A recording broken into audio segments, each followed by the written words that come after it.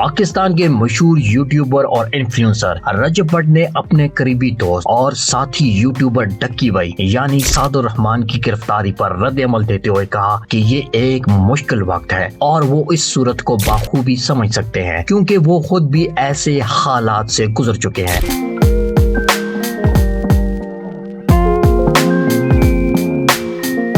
ان کے مطابق جب کوئی شخص جیل یا حراست میں ہوتا ہے تو شاید وہ خود اتنا پریشان نہ ہو، لیکن اصل دباؤ اور اذیت اس کی فیملی پر آتی ہے جو لمحہ با لمحہ فکر اور بے چینی کا شکار رہتی ہے۔ اپنی تفصیلی بیان میں رجب بٹ نے کہا کہ ڈکی بھائی کو پچھلی پیشی پر ہی باہر آ جانا چاہیے تھا، لیکن ایسا نہیں ہو سکا۔ انہوں نے کہا کہ وہ نہیں جانتے کہ ان کے وکیل نے کیس عدالت میں کس انداز میں پیش کیا، تاہم ان کی رائے میں ایک ریمانڈ کے بعد مزید ریمانڈ دینا قانون اور انصاف کے تقاضوں کے مطابق نہیں تھا۔ ان کا کہنا تھا کہ اس معاملے میں شفافیت اور قانون کی بالادستی بہت ضروری ہے، ورنہ ایسے اقدامات پورے ڈیجیٹل میڈیا انڈسٹری میں عدم اعتماد کو بڑھا دیں گے۔ انہوں نے ڈکی بھائی کے کیس کو ایک بڑے پس منظر میں دیکھنے کی ضرورت پر زور دیا اور کہا حقیقت یہ ہے کہ ڈکی بھائی اکیلے نہیں۔ انہوں نے اس متنازع ایپ کو پروموٹ کیا، اس کے علاوہ بھی کئی لوگ موجود ہیں۔ ان کے مطابق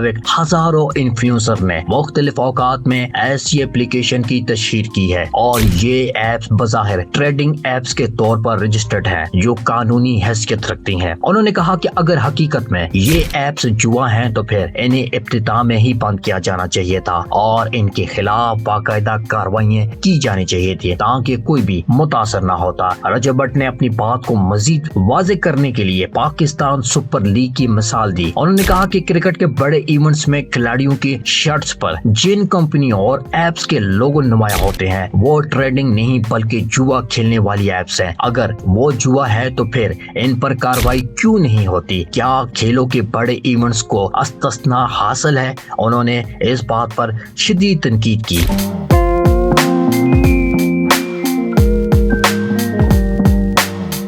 انہوں نے زور دیا کہ قانون سب کے لیے برابر ہونا چاہیے۔ اگر ایک شخص یا چند انفلوئنسر کو نشانہ بنایا جاتا ہے اور باقی سب کو چھوڑ دیا جاتا ہے تو یہ انصاف نہیں بلکہ نا انصافی ہے۔ ان کا کہنا تھا اگر ڈکی بھائی غلطی پر ہیں تو انہیں سزا ملنی چاہیے، لیکن ساتھ ہی ساتھ باقی تمام انفلوئنسرز، کھلاڑیوں اور ٹی وی چینلز کو بھی جواب دہ بنایا جانا چاہیے تاکہ یہ پیغام جائے کہ قانون سب پر یکساں لاگو ہوتا ہے۔ رجب بٹ نے کہا کہ اگر ڈکی بھائی اس وقت جیل میں ہیں تو اس کی ایک وجہ ان کی اپنی غلطی بھی ہے کیونکہ انہوں نے اپنی پروموشن کے فیصلے پر احتیاط برتنی چاہیے تھی، لیکن ساتھ ہی یہ بھی حقیقت ہے کہ وہ اکیلے نہیں ہیں، درجنوں اور لوگ بھی اس کام میں شامل رہے۔ ان کے مطابق صرف چند افراد کو نشانہ بنانا اور باقی سب کو چھوڑ دینا انصاف کے تقاضوں کے خلاف اور اس سے قانون کی ساخت متاثر ہوتی ہے۔ اپنے بیان کے آخر میں رجب بٹ نے ڈکی بھائی اور ان کے اہل خانہ کے لیے نیک تمناؤں کا اظہار کیا۔ انہوں نے دعا کی کہ اللہ تعالیٰ ان کی مشکلات آسان کرے، انہیں اس آزمائش سے